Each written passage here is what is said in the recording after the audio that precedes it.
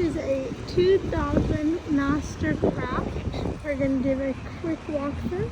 It's the Prostar 205. There are some marks on the outside here. It does have the tandem axle trailer. There's some more marks over here.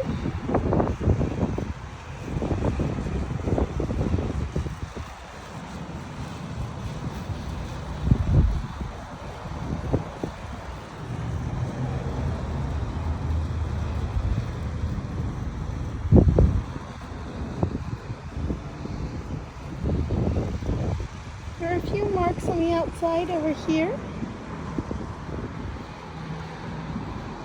Other than that, this boat is in pretty good condition.